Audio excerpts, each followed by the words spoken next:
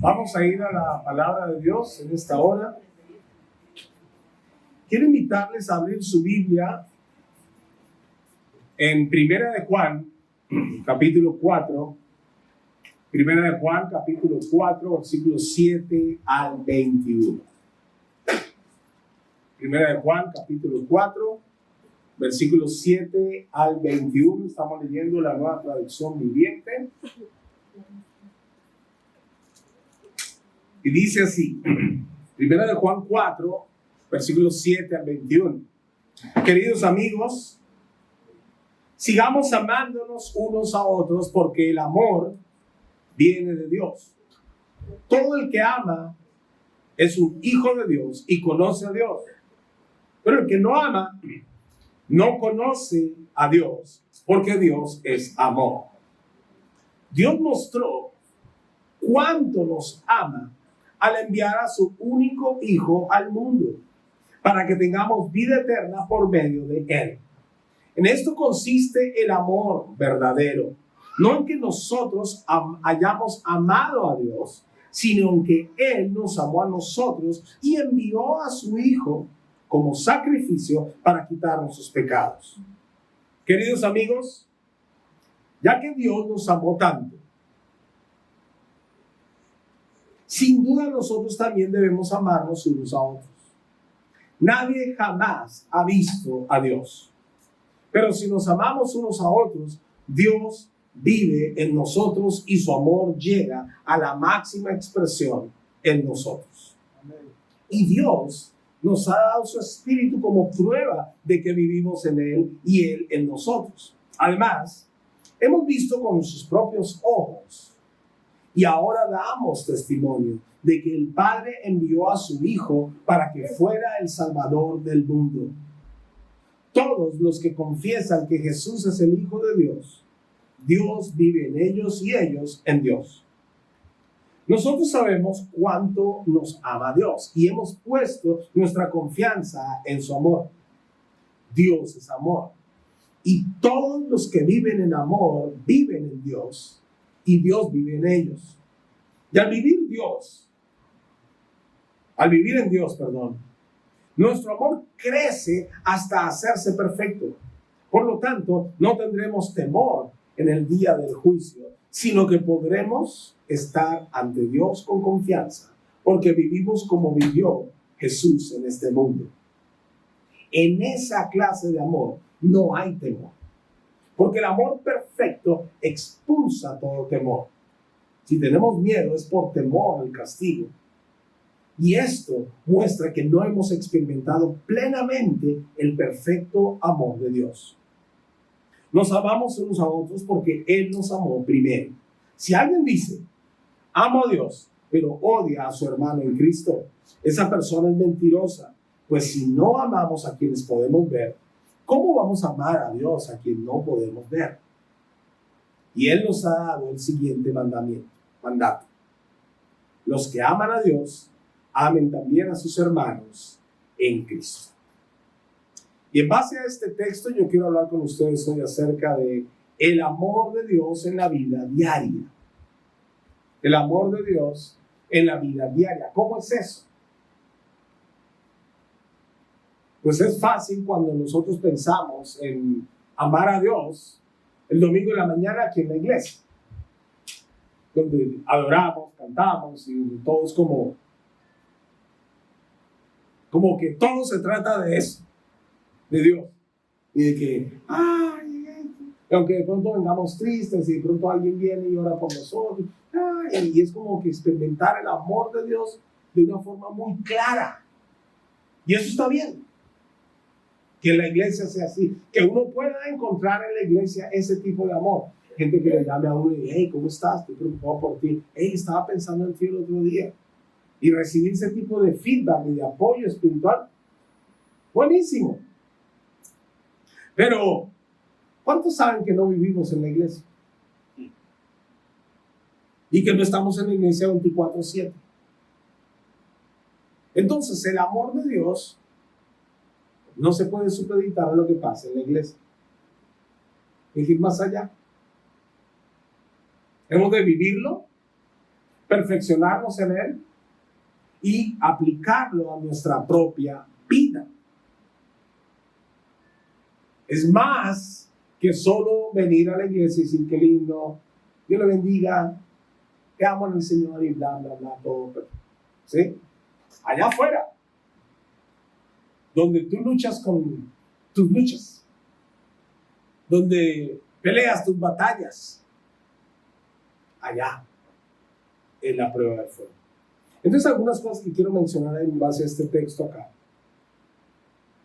Versículos 8 al 10 dicen que el que no ama no conoce a Dios porque Dios es amor. Y Dios mostró cuánto nos amó al enviar a su único Hijo al mundo para que tengamos vida eterna por medio de Él. ¿Sabe? La primera cosa que quiero señalar es que el amor de Dios se ve, no se presume. El amor de Dios se ve, se muestra, se demuestra, no se presume. Ay, que sí, que yo te amo en el Señor. Ay, yo también. Ay, nos amamos en el Señor. Ya pues, que se vea pues. ¿Sí? De eso, el amor de Dios se demuestra, se ve, se ha de notar. Dios lo mostró al enviar a Jesús por nosotros. ¿Qué tal que Dios desde el cielo estuviera diciendo, hijitos míos amados, los amo? ¡Mua! Ustedes son lo máximo, síganse, no le hagan caso a Satanás ni al pecado. Sean fuertes, perseveren hasta el fin. Yo los amo, Sepan que yo los amo, hijos. Vamos, vamos. No se rindan, vamos. ¿Habría sido suficiente? Obvio que no. Dios mostró su amor enviando a su Hijo. Y acuérdate, Filipenses nos habla, Filipenses 2, que Jesús no estimó ser Dios, sino que se despojó a sí mismo y descendió, vino aquí a la tierra, se hizo obediente, habitó entre nosotros, dice Juan 1:14. Vimos su gloria. O sea, Dios mostró su amor con hechos. Y vaya hechos. Él lo demostró, no lo presumió. Él no se puso a explicarle a la humanidad cuánto nos amaba. Él lo demostró con acción. Abrió el camino de la redención. Dios no nos amó desde la perfección, gloria y comodidad del cielo. Dios nos amó metiéndose en nuestra historia, en nuestra vida. Descendió aquí, abrió el camino y luego prometió su Espíritu Santo, el cual ya vino y habita entre nosotros cuando creemos el Evangelio. O sea, de esa manera es que Dios demuestra que nos ama. Entonces, el verdadero amor de Dios no se presume. Si tú quieres amar como ama Dios y aplicar el amor de Dios en tu vida, demuéstralo con acciones. No solo palabras, sino acciones que demuestren el amor divino. El amor verdadero siempre deja una evidencia. La iglesia no puede ser solamente bla, bla, bla. La iglesia ha de demostrar. La iglesia eres tú, recuerda. El cristiano entonces no puede ser puro bla, bla, bla. Tiene que demostrar verdadero amor. Jesús dijo en Juan 13, 34 y 35, así que ahora les doy un nuevo mandamiento. Ámense unos a otros, tal como yo los he amado. Ustedes deben amarse los unos a los otros. El amor que tengan unos por otros será la prueba ante el mundo de que son mis discípulos. ¿Cuál dijo Jesús que sería la prueba? La evidencia, el síntoma, la muestra, el amor. El mundo sabrá que hay un Dios si tú le tratas con amor. Tu mundo, piensa, tus vecinos, tus colegas, compañeros de trabajo, la gentita con la que te rodeas, ellos sabrán que existe un Dios si tú lo demuestras. La segunda cosa que quiero señalar es que Versículos 11 y 12 dice allí: queridos amigos, ya que Dios nos amó tanto, sin duda nosotros también debemos amarnos unos a otros.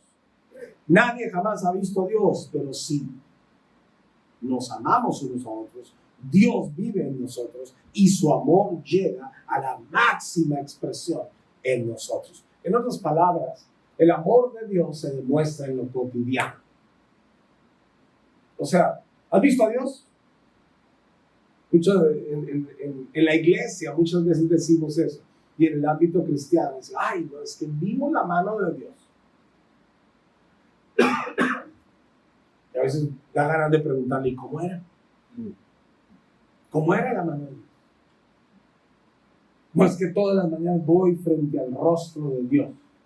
Son cosas que a veces, expresiones que utilizamos frente a Dios.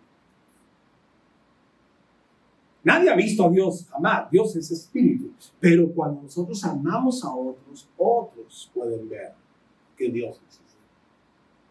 Porque el amor es divino. Es espiritual. Viene de Dios. Y entonces cuando nos amamos podemos demostrarlo. Podemos demostrar a Dios a este mundo. En otras palabras, el apóstol Juan, que está escribiendo estas palabras, nos baja el amor del cielo a la tierra. Lo pone allí en la mesa, en la conversación, lo pone en lo cotidiano. Cuando amamos a otros, Dios vive en nosotros y su amor llega a la máxima expresión. No se trata, y quiero decirlo de esta manera, amar como Dios ama no se trata de ti. Se trata del prójimo. ¿Sí? Amar no se trata de ti, se trata del prójimo. Y se trata de que el prójimo pueda ver a Dios. A ti ya te conocen. Y a veces demasiado bien. Muéstrales algo más valioso que tú. Muéstrales a Dios. ¿Cómo? Amando. Amando de corazón. Ojo con esto. Y anótelo si quiere, pero quise plasmarlo de esta manera. Lo cotidiano no es menos espiritual. Es donde la espiritualidad se prueba. Es en lo cotidiano donde se prueba la verdadera espiritualidad. No pienses que tus quehaceres cotidianos, tu vida cotidiana, no es nada espiritual. Que lo espiritual lo dejas para tu tiempo devocional y para el culto. Y cuando empiece el diplomado, porque va a empezar el diplomado en marzo, de paso digo, entonces ahí también es espiritual porque estamos estudiando Biblia. Y el resto de tu vida no es espiritual. O sea, señalo esto porque a veces el cristiano segmenta los tiempos de su día, la día, de su semana, de su vida. Se junta con unos y es de una manera. Se junta con otros y es de otra manera, ¿cierto? Y yo entiendo que hay maneras, si te juntas con tus amigos del fútbol, van a estar un poco más relajados, distendidos, van a sudar, etc. Si te juntas con amigos del trabajo, de pronto van a reír, van a comer algo, van a hacer otro tipo de reunión. Sí, claro, es lógico. Si te juntas con tus patas de toda la vida, de la promoción o del colegio de la universidad, pues sí, vas a tener un tipo de confianza y de conversación diferente. Claro que sí, pero sabes que en todas esas reuniones y en todos esos ámbitos puedes ser espiritual. Y allí puedes mostrar el amor de Dios a tus diferentes grupos de amigos. No cambies. No dejes la espiritualidad fuera de tu vida. Llévala en lo cotidiano. Y la forma más efectiva de llevar la espiritualidad en lo cotidiano es amando a los demás. Cuando amamos, Dios se hace visible. La tercera cosa que quiero señalar aquí. Está en el versículo 12, dice: nadie jamás ha visto a Dios, pero si nos amamos unos a otros, Dios vive en nosotros y su amor llega a la máxima expresión en nosotros. El amor es el lugar donde Dios permanece. Piensa en eso. Sí, somos templo del Espíritu Santo cuando creemos el Evangelio. La Biblia nos lo enseña. Y por eso el Espíritu mora en nosotros y nos redarguye, y nos insta a obedecer más a Dios, a leer más Biblia, a orar más, a hacer más cosas espirituales. Claro que sí. Pero nuestras acciones, nuestras palabras, nuestras actitudes, nuestros hechos, ¿hablan de Dios o hablan de tu carne? Dios, carne. De pronto uno está ahí y reniega la carne ahí y Dios cae ahí. Que no le damos el chance, ¿me dejo entender? Pero cuando decidimos amar y hablar bien, tener buena actitud, perdonar, pasar por alto las faltas, Dios está moviéndose y hablando, le estás dando espacio a que Dios salga y habla y toque la vida de otras personas, se manifiesta a través de ti, hace que Dios permite eso para que otros puedan ver a Dios en ti. ¿Cómo es eso? Amando. Nadie ha visto a Dios jamás, pero si nos amamos unos a otros, Dios vive en nosotros y su amor llega a la máxima expresión en nosotros. Amén. El amor es el lugar donde Dios permanece. No dice que Dios permanece donde hay perfección o donde hay intachabilidad. Donde uno tiene que andar, pero perfectito para que Dios habite. No, es donde hay amor. Es donde amamos y cuando amamos que Dios, wow. Por eso es que a veces ha habido un sinnúmero de situaciones en la vida y claro, somos creyentes, pero también sucede con los no creyentes. Donde la gente reacciona bien y reacciona con amor ante una mala situación, cómo cambia la dinámica, cómo ayuda a la otra parte a salir de la tristeza, la angustia, de la vergüenza, por amor. El amor es donde Dios permanece, el lugar donde Dios permanece. El amor es el lugar donde Dios se manifiesta. Déjeme decirlo de esta manera también. La presencia de Dios no se mide solo por lo que sentimos, sino por cómo nos tratamos. Cómo nos tratamos unos a otros. Eso habla de la presencia de Dios, ¿o no? Sí. A veces la gente, y sobre todo en la iglesia, y muchos se han decidido, no, es que hoy sí en el culto se sintió la presencia de Dios. ¿Has escuchado esas expresiones? No, estoy en una reunión maravillosa y eso se sintió la unción.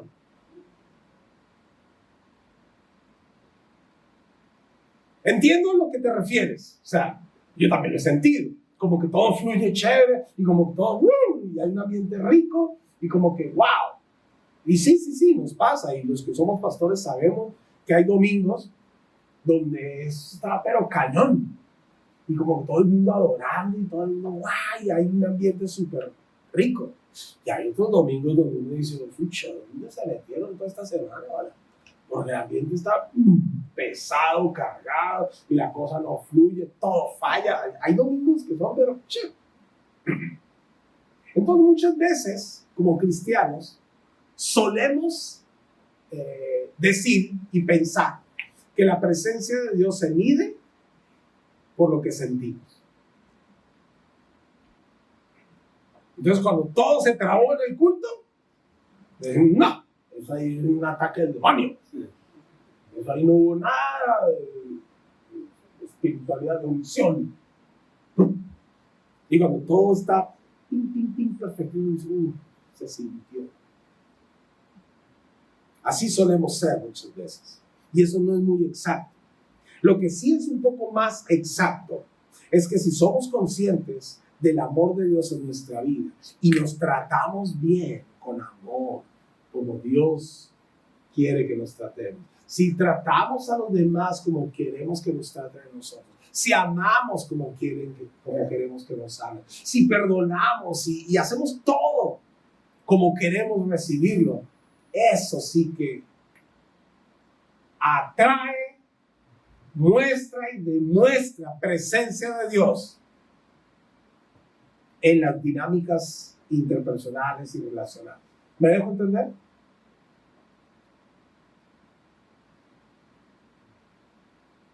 A muchos cristianos les dicen,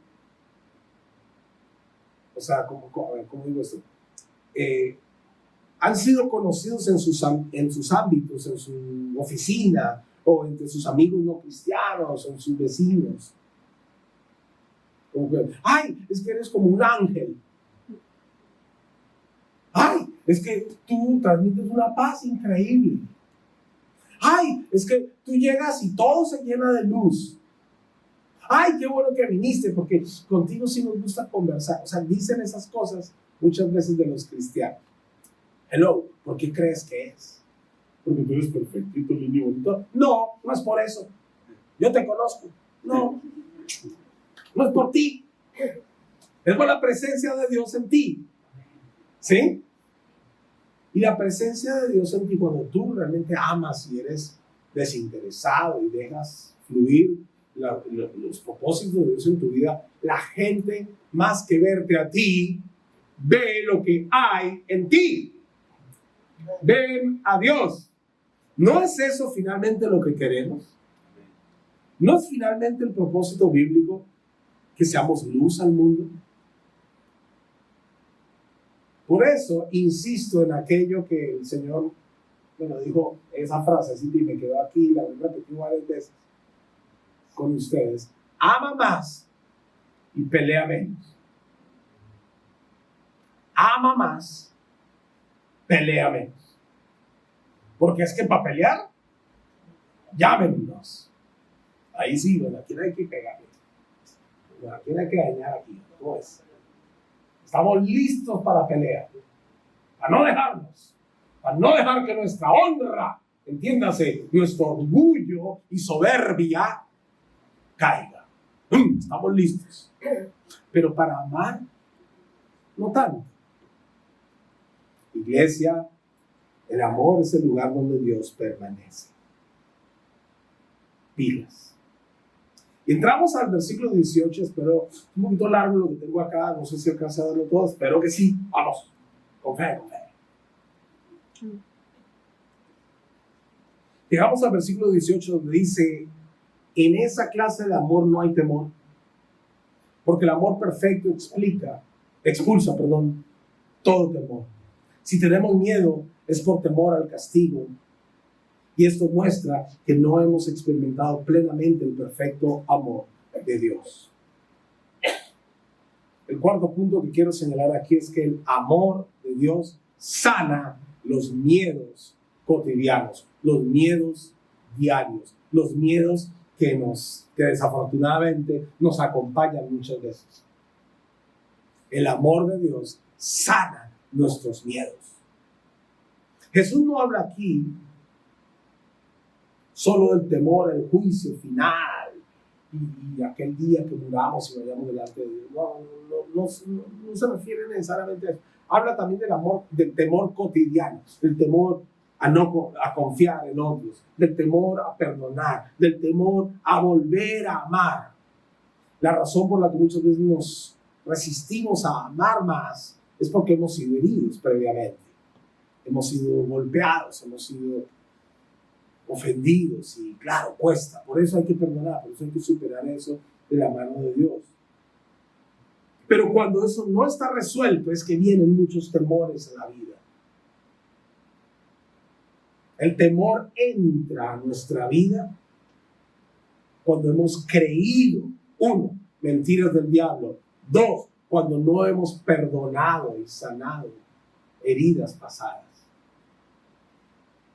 A todos nos han herido, a todos nos han ofendido, a todos nos han maltratado alguna vez. No a todos los han abusado. Y no solo físicamente, pero emocionalmente o espiritualmente. Pero todos hemos sido maltratados alguna vez. Ofendidos alguna vez, heridos alguna vez. Todos debemos perdonar. Si queremos ser libres de esto y poder amar como corresponde. Si no, siempre vas a volver a tus miedos, a tus miedos, a tus miedos. Me olvidé colocar aquí en mi pero hay un salmo que siempre me acuerdo. En esto es el Salmo 34. Bendeciré al Jehová o al Señor en todo tiempo. Su alabanza estará continuamente en mi boca. ¿Sí? Y por ahí el versículo 4 dice: busqué al Señor y Él me oyó. Me libró de todos mis temores. Es buscando a Dios. Oré al Señor y Él me respondió. Me libró de todos mis temores. Dice que en esa clase de amor, ¿cuál clase de amor? Esa clase de amor donde yo rindo mi vida a Jesús y empiezo a obedecerle. Y empiezo a amar al prójimo.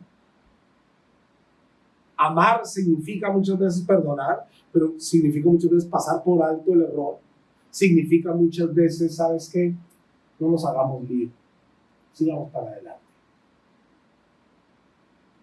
En esa clase de amor no hay temor.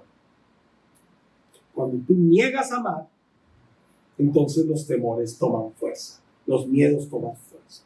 Y quiero mencionar aquí algunas formas muy comunes de amar a Dios desde el miedo.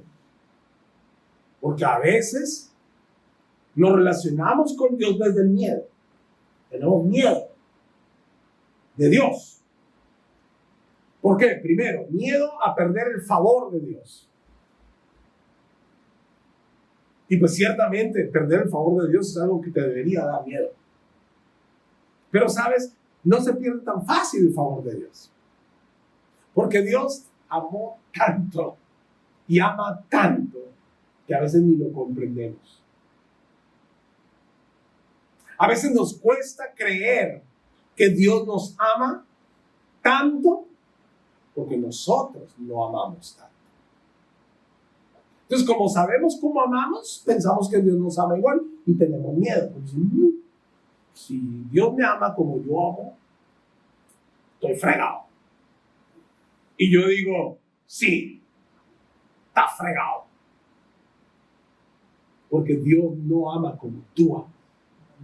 Ama muchísimo mejor. Pero ahí es donde está nuestro desafío. No equiparar el amor que nosotros tenemos o podemos dar con miedo, con prejuicios y un montón de cosas humanas. No pensar que así es como Dios nos ama. Dios nos ama de una forma inconmensurable, incomparable, inagotable.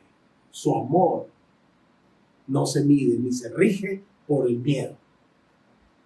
Así que tú no tienes por qué tener miedo a perder el favor de Dios. Porque Dios te ama. Créelo. Si tú no lo crees, ahí empieza tu problema. Pero no es Dios el problema, es que tú no lo crees. ¿Me dejo entender? Dios te ama. No vas a perder su favor tan fácilmente. En la Biblia hay casos donde gente perdió el favor de Dios, claro que sí. Pero anda, mira toda la historia. Mira que eso no fue el primer error que cometieron, el primer pecado que cometieron y que Dios ¡fua! No. Dios no quita su favor y su gracia tan fácilmente porque Él ama de una forma que nosotros no podemos comprender muchas veces. La segunda cosa que quiero decir aquí, una otra forma como amamos a Dios desde el miedo, es que tememos al castigo. Miedo al castigo, más que el deseo de comunión con Dios, es miedo al castigo. Es interesante cuando tú te pones a pensar, ¿por qué haces lo que haces o por qué no lo haces? Muchas veces la razón por las que hacemos ciertas cosas en nuestra vida es por miedo a la sanción. O cosas que no hacemos es por miedo al castigo. Y muchas veces eso lo llevamos a nuestra relación con Dios. Que tengo que leer la Biblia, que tengo que orar, que tengo que ir a la iglesia. Es que si no voy a la iglesia y si peco, yo enseguida estoy en miedo y digo, ay, no, para el infierno. Y esa manera de pensar, que es muy humana, es muy natural, es muy equivocada, muy errada. Y ahí es donde viene la responsabilidad personal, porque no es así, ¿no? Ok, entonces ahora te vas para el otro extremo y te relajas y te tiras para el pecado o el libertinaje. Y dices, no, la responsabilidad personal me lleva ¿a qué? A amar a Dios más que a mí mismo, más que a mis deseos, más que a lo que yo tanto quiero y anhelo. Amarle a Él. Y en esa medida yo voy a poder amarles más a todos ustedes. Pero si yo vivo con miedo al castigo, que Dios se enoja, que ahora Dios me va a disciplinar, que es que si yo fallo otra vez, que el Señor ya no me va a perdonar, que aquí, que allá, ¿cuál es falso o cuál es mentira? Entonces, si vivo así, claro, mi vida va a ser una tensión religiosa y de condenación. ¿Cómo venzo yo el miedo al castigo? Yendo a la presencia de Dios, teniendo y creciendo más en mi comunión con Dios, acercándome, como dice la escritura en hebreo, confiadamente al trono de gracia. Dios no está como a algunos les dijeron sus mamás o sus papás: entre que no le voy a pegar. Dios no está diciendo: ven, entra a mi presencia que no te voy a pegar. Y tan pronto entraba, ¿qué pasaba? ¡Suá! No, Dios no es así. Podemos entrar confiadamente al trono de gracia. La figura es esta. La figura es que en el Antiguo Testamento, en la antigüedad, cuando habían reyes, pues nadie podía presentarse a la presencia del rey así nomás. Tenía que pedir toda una cita y era todo un protocolo. Bueno, hoy también, cierta cosa, ¿no? Donde todavía hay monarquías. Tú no puedes decir: llegué a España, hoy estará el rey, hey, ¿dónde está el rey? ¡Hey! O sea, no. Tú no puedes llegar así ante el rey. Tienes que pedir una cita, explicar los motivos, todo. Y ya cuando llegue el día te revisan hasta los riñones para ver qué traes. O sea, todo. O sea, pero en la antigüedad, si alguien se presentaba sin aviso ante el rey, ¿qué pasaba? Su vida estaba, mejor dicho, así o así, en la voluntad del rey. Entonces el concepto de ir ante el rey era una cosa protocolaria, temerosa, muy, muy reverente, muy, muy wow. Ahora el autor de los Hebreos dice: entremos confiadamente al trono de la gracia. Una vez que Cristo murió en la cruz y resucitó, abrió el camino a la presencia de Dios, ya no hay nada que te separe, que te impida, que te prohíba ir ante el trono del gran rey de reyes. Tú puedes ir confiadamente. O sea, Dios no te trata como te trataron a ti, ni como la historia dice que trataron. Dios no es así. Entonces, acércate a Dios, ten más comunión con Él, vas a ver cómo los miedos se disipan y tu amor por Dios y tu amor de Dios para con otros va a fluir más, va a fluir mejor. Otra razón, otra forma como nos amamos a Dios desde el miedo es que tenemos miedo a ser vulnerables. Y pues ahí es donde mucho cristiano no avanza porque no confía, porque no abre su vida, no confiesa, no pide ayuda. Entonces la vulnerabilidad no es debilidad.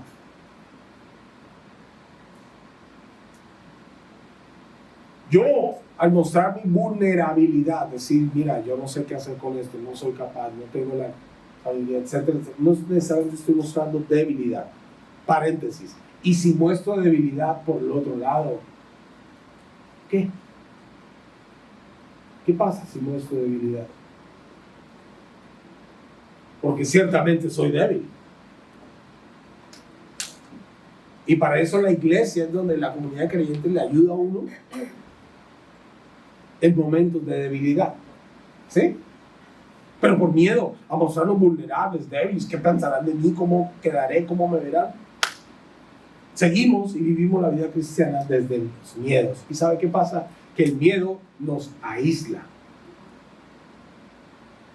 Por no mostrarnos vulnerables, nos aislamos. Bueno, cerrando aquí unas ideas. Sí, ya el tiempo se me está yendo. ¿Por qué el miedo detiene el crecimiento espiritual? Esa es otra pregunta que me asalta y quiero mencionar aquí. ¿Por qué el miedo detiene, estorba nuestro crecimiento espiritual? El miedo hace que nos escondamos, hace que nos justifiquemos. ¿Se acuerdan de Adán? Y hace que vivamos a la defensiva. ¿Han visto los niños pequeños? Ellos van por la vida como si nada los matara, como si nada les hiciera daño, como si nada les fuera a pasar. ¿Por qué? Porque efectivamente nada les ha pasado. Pero observa a tu niño. Cuando ya le pasó la primera, cuando ya se hincó, se puyó allí con la aguja, no vuelve a jugar con agujas. Cuando ya se quemó la primera vez con el fósforo, o con la vela, o con la cocina. Y entonces, ¿qué decimos los padres? Ya aprendió, ¿no, mijito? Ya aprendió. Bien hecho. Pero es ahí donde se activa el temor. Muchas veces. O sea, ya como que mi casa no es un lugar tan friendly. Aquí hay cosas que me hacen doler. La otra vez me cayó el televisor en la cabeza. La otra vez pisé al perro y me mordió. La otra vez me dejo entender. Y cuando empiezan a suceder cosas en la vida, uno se esconde y vive a la defensiva.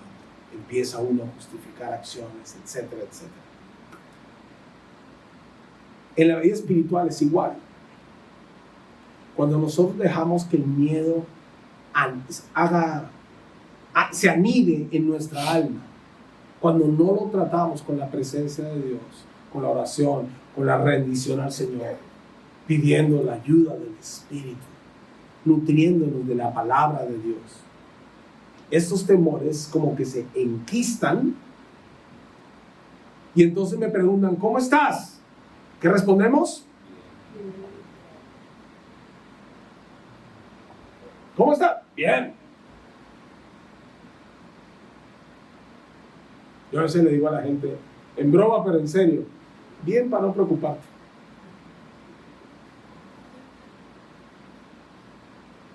Estoy bien para no preocuparte. Pero me dejo entender, o sea, enseguida, escondemos. Cuando de pronto, oye, pero tú hiciste tal cosa. No, fue que, pum, pum, pum, pum. Lo justificamos. Y después andamos a la defensiva.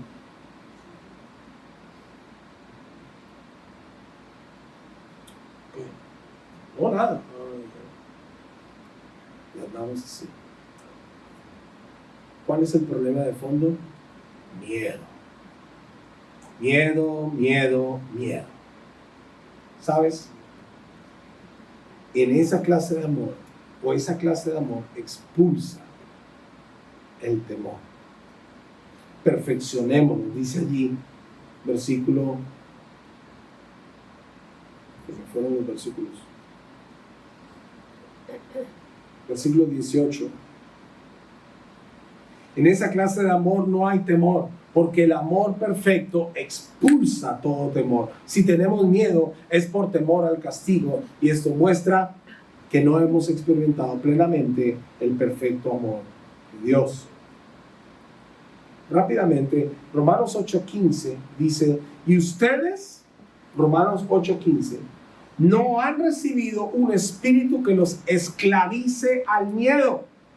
En cambio, recibieron el Espíritu de Dios cuando Él los adoptó como sus propios hijos. Ahora lo llamamos Abba Padre. ¿Estamos oyendo eso? Nosotros no recibimos un espíritu que nos esclavice al miedo. Y el miedo es lo que obstaculiza nuestro crecimiento espiritual y poder amar más como Dios ama en la vida diaria a tanta gente que necesita el amor de Dios. Entonces, te repito esto. El miedo es lo que te obstaculiza, te estorba tu crecimiento espiritual. Te impide amar a los demás como Dios quiere que los ames. Hay mucha gente afuera, en tu entorno, que necesita el amor de Dios que tú tienes. Que necesitan que tú les compartas el evangelio para que conozcan la luz de Dios y vengan y tengan vida eterna. Satanás sabe eso. Satanás quiere impedírtelo. Ya el conocimiento que tienes de Dios, lo tienes. Satanás no te lo va a quitar. ¿Ok? Lo que sabes de Dios, no te lo puede quitar. Pero lo que él sí puede hacer es frenarte y llenarte la vida de obstáculos. Y muchos de esos son miedos, para que pierdas efectividad amando al mundo como Dios lo ama. ¿Me dejo entender? La artimaña de Satanás muchas veces no es aparecerse y asustarte. Ay, vi a Satanás esta mañana. No. Es llenarte de miedos. Miedo al futuro, miedo al castigo, miedo a la muerte, miedo a la enfermedad, miedo al despido, miedo.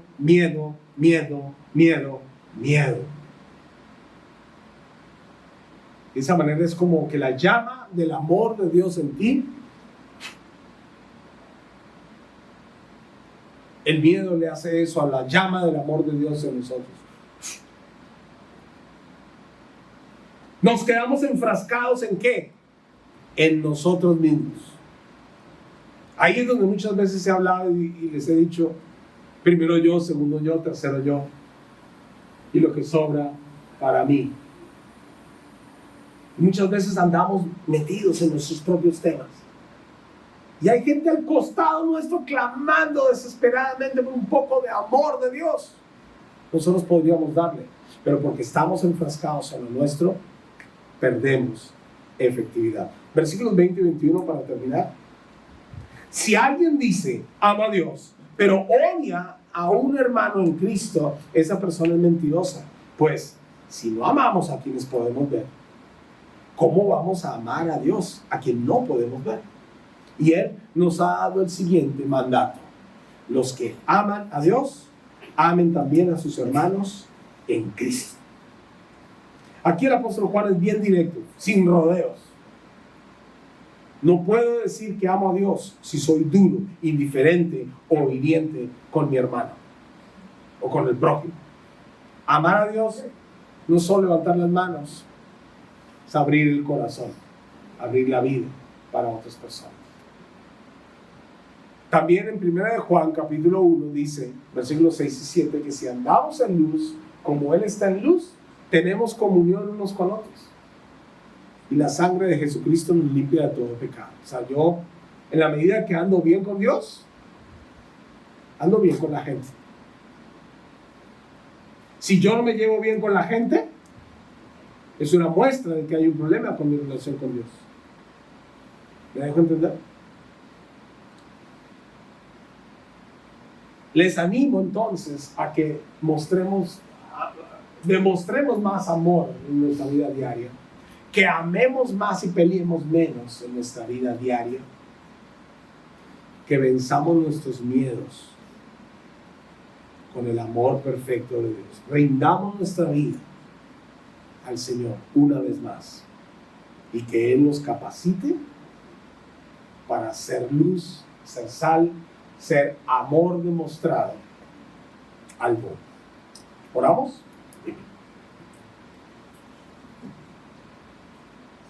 Y te invito obviamente a responder al Señor de manera personal. Te invito a responder al Señor de forma personal.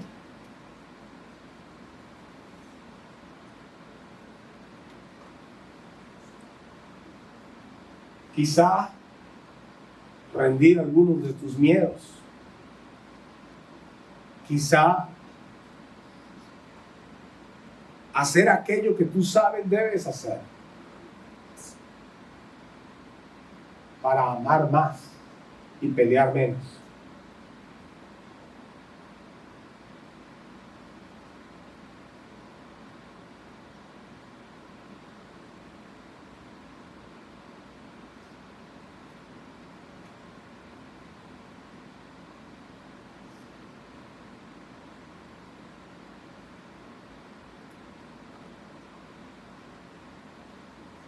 Padre, yo te doy gracias por cada persona aquí en este día, sus familias y sus circunstancias. Y quiero pedirte, Padre, que seamos perfeccionados en el amor a ti. Quiero pedirte, Señor,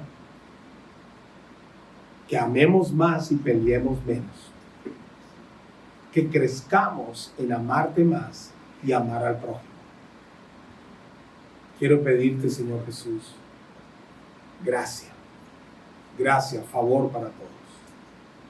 Que tu misericordia nos permita ver, comprender mejor nuestra condición frente al mundo y poder mostrarles tu amor.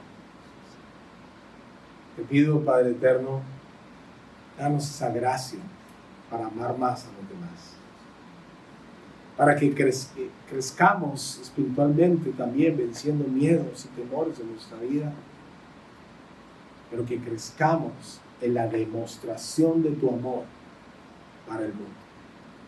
Y Padre, que esta semana, donde quiera que estemos y vayamos, hagamos brillar la luz que hay en nosotros, la luz de Jesús. En tu nombre, Señor. Amén. Iglesia, que Dios me los bendiga. Pásenla bien esta semana.